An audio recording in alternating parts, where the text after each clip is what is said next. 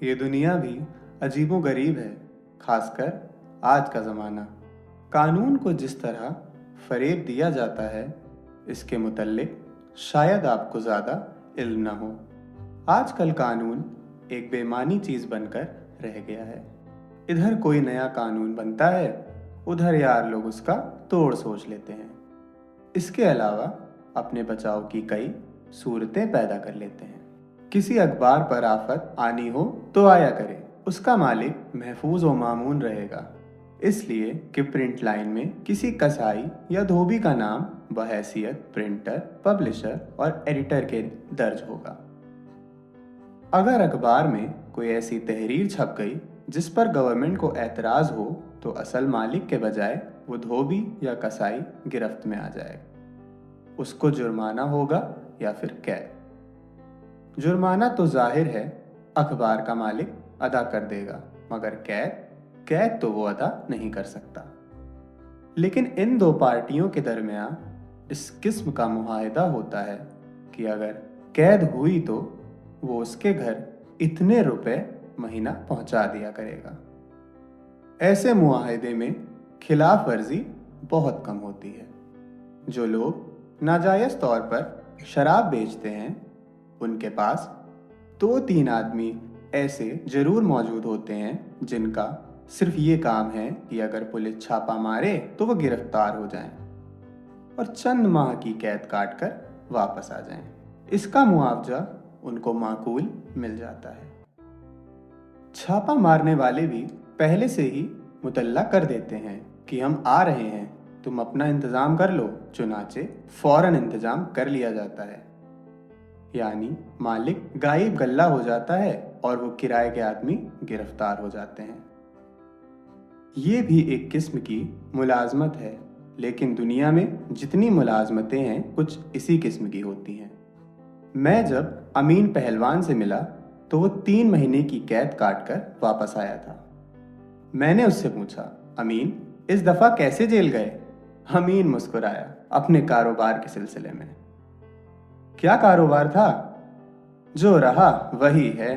भाई बताओ तो, बताने की क्या ज़रूरत है, आप अच्छी तरह जानते हैं, मगर खामखा मुझसे पूछ रहे हैं।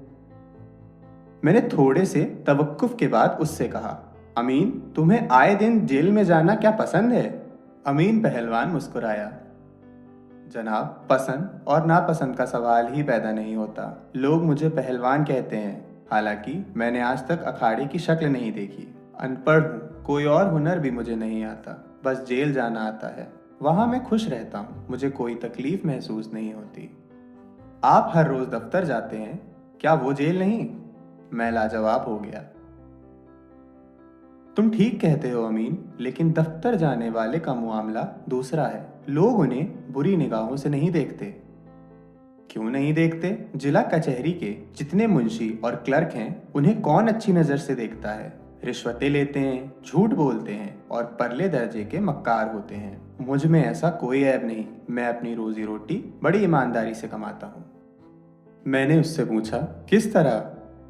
उसने जवाब दिया, इस तरह कि अगर किसी का काम करता हूँ और कैद काटता हूँ, जेल में मेहनत मशक्क़त करता हूँ और बाद में उस शख्स से जिसकी खातिर मैंने सज़ा भुगती थी मुझे 200-300 रुपया मिलता है, तो ये मेरा मुआवजा है। इस पर किसी को क्या एतराज़ हो सकता है? मैं रिश्वत तो नहीं लेता, हलाल की कमाई खाता हूँ। लोग मुझे गुंडा समझते हैं, बड़ा खतरनाक गुंडा, लेकिन मैं आपको बताऊँ कि मैंने आज तक किसी के थप्पड़ भी नहीं मारा। मेरी लाइन बिल्कुल अलग है। उसकी लाइन वाकई दूसरों से अलग थी।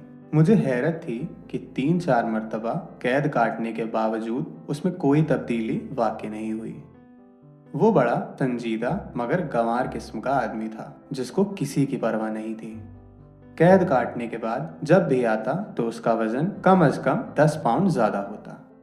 एक दिन मैंने उससे पूछा, अमीन क्या वहाँ का खाना तुम्हें रास आता है? उसने अपने मखसूस अंदाज में जवाब दिया, खाना कैसा भी हो, उसको रास करना आदमी का अपना काम है। मुझे दाल से नफरत थी, लेकिन जब पहली मर्तबा मुझे वहाँ कंकरों भरी दाल दी गई और रेत मिली रोटी, तो मैंने कहा, अमीन यार ये सब अच्छा खाना है, खा, डिनर पेल और खुदा का शुक्र बजा ला। चुनाचे मैं 1-2 रोज ही में आदी हो गया। मशक्क़त करता, खाना खाता और यूं महसूस करता जैसे मैंने गंजे के होटल से पेट भर खाना खाया है। मैंने एक दिन उससे पूछा, तुमने कभी किसी औरत से मोहब्बत की है? उसने अपने दोनों कान पकड़े। खुदा बचाए इस मोहब्बत से, मुझे सिर्फ अपनी माँ से मोहब्बत है। मैंने पूछा, तुम्हारी माँ जिंदा है? उसने कहा, जी हाँ, खुदा के फजलो करम से बहुत बूढ़ी है, लेकिन आपकी दुआ से उसका साया मेरे सर पर देर तक कायम रहेगा। और वो तो हर वक्त मेरे लिए दुआएं मांगती रहती है कि खुदा मुझे नेकी की हिदायत करे। मैंने उससे कहा, खुदा तुम्हारी माँ को सलामत रखे, पर मैंने ये पूछा था कि तुम्हें किसी औरत से मोहब्बत हुई या नहीं। देखो, झूठ मत बोलना। अमीन पहलवान ने बड़े तेज लहजे में कहा, मैंने अपनी जिंदगी में आज तक कभी झूठ नहीं बोला। मैंने किसी औरत से मोहब्बत नहीं की। मैंने पूछा, क्यों? उसने जवाब दिया, इसलिए कि मुझे उससे दिलचस्पी ही नहीं। तीसरे रोज उसकी माँ पर फालिज गिरा और वो इस दुनिया से चल बसी। अमीन पहलवान के पास एक पैसा भी न था। वो उदास, मायूस सा बैठा था और उसका दिल उतर गया था कि तभी उसे शहर के एक रईस की तरफ से बुलावा आया। वो अपनी अजीज माँ की मैयत छोड़कर उसके पास गया और उससे पूछा, क्यों मियाँ साहब, आपने मुझे क्यों बुलाया है? मियाँ साहब ने कहा, तुम्हें क्यों बुलाया जाता है? एक खास काम है। अमीन, जिसके दिलो दिमाग में अपनी माँ का कफन दफन तैर रहा था, पूछा, हुजूर, ये खास काम क्या है? मियाँ साहब ने सिगरेट सुलगाया। ब्लैक मार्केट का किस्सा है। मुझे मालूम हुआ है कि आज मेरे गोदाम पर छापा मारा जाएगा, सो मैंने सोचा कि अमीन पहलवान बेहतरीन आदमी है जो इसे निपटा सकता है। अमीन ने बड़े मगमून और जख्मी अंदाज में कहा, आप फरमाइए, मैं आपकी क्या खिदमत कर सकता हूँ? भाई, खिदमत विदमत की बात तुम मत करो, बस सिर्फ इतनी सी बात है कि जब छापा पड़े तो गोदाम के मालिक तुम होगे, गिरफ्तार हो जाओगे। ज़्यादा से ज़्यादा जुर्माना 5,000 रुपये होगा और 1-2 बरस की कैद। लेकिन हुजूर, मुझे क्या मिलेगा? जब वहाँ से रिहा होकर आओगे तो मामला तय कर लिया जाएगा। अमीन ने मियाँ साहब से कहा, हुजूर, बहुत दूर की बात है। जुर्माना तो आप अदा कर देंगे, लेकिन कैद तो मुझे काटनी पड़ेगी। आप बाकायदा सौदा करें। मियाँ साहब मुस्कुराए। तुमसे आज तक मैंने कभी वादा खिलाफी की है? पिछली दफ़ा मैंने तुमसे काम लिया और तुमको 3 महीने की कैद हुई, तो क्या मैंने जेल खाने में हर किस्म की सहूलियत नहीं पहुंचाई? तुम्ही ने बाहर आकर मुझसे कहा था कि वहाँ तुम्हें कोई तकलीफ नहीं हुई। अगर तुम कुछ अरसे के लिए जेल चले गए तो वहाँ तुम्हें हर आराम मिलेगा। अमीन ने कहा, जी जी, ये सब दुरुस्त है, लेकिन क्या? अमीन की आंखों में आंसू आ गए। मियाँ साहब, मेरी माँ मर गई है। कब? आज सुबह। मियाँ साहब ने अफसोस का इजहार किया और पूछा, कफना दफना दिया होगा?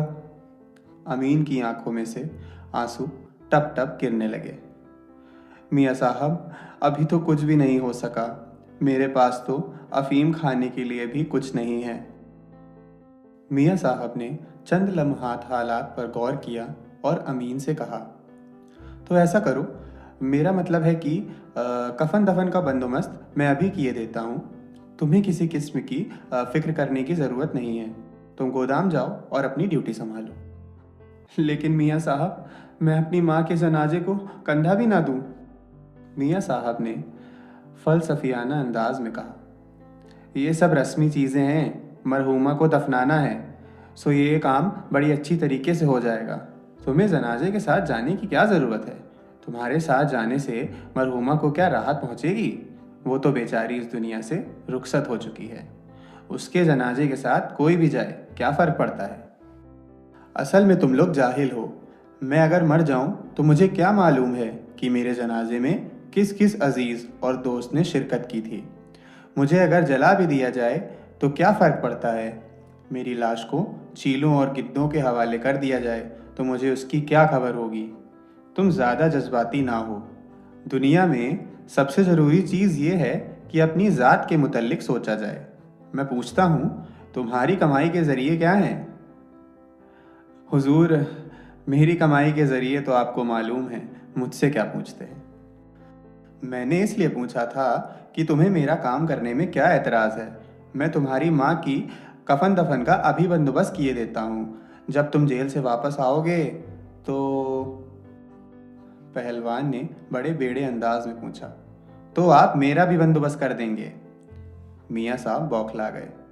तुम कैसी बातें करते हो अमीन पहलवान? अमीन पहलवान ने ज़रा दुरुस्त लहजे में कहा। अमीन पहलवान की ऐसी की तैसी, आप ये बताइए कि मुझे कितने रुपए मिलेंगे? मैं 1,000 से कम नहीं लूँगा।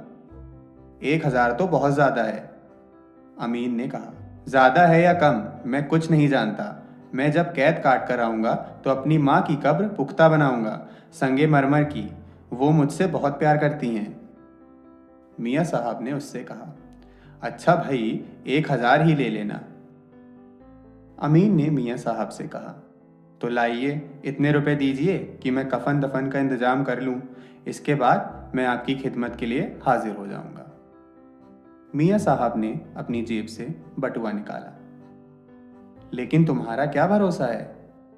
अमीन को यूं महसूस हुआ जैसे उसको किसी ने माँ बहन की गाली दी है। मियाँ साहब, आप मुझे बेईमान समझते हैं। बेईमान आप हैं, इसीलिए अपने कर्मों का बोझ मेरे सर डाल रहे हैं। मियाँ साहब मौका पहचानते थे। उन्होंने समझा कि अमीन बिगड़ गया है। चुनाचे उन्होंने फौरन अपनी बातों से उसको लुभाने की कोशिश की, लेकिन अमीन पर कोई असर नहीं हुआ। जब वो घर पहुंचा तो देखा कि नहलाने वाले उसकी माँ को नहला चुके थे। कफन भी पहनाया जा चुका था। अमीन बहुत मुतैयर हुआ कि उस पर यह मेहरबानी किसने की है। मियाँ साहब ने, लेकिन वो तो सौदा करना चाहते थे। उसने एक आदमी से जो ताबूत को सजाने के लिए फूल गूंथ रहा था पूछा, ये किस आदमी ने इतना इंतज़ाम किया है? फूल वाले ने जवाब दिया, हुजूर, आपकी बीवी ने।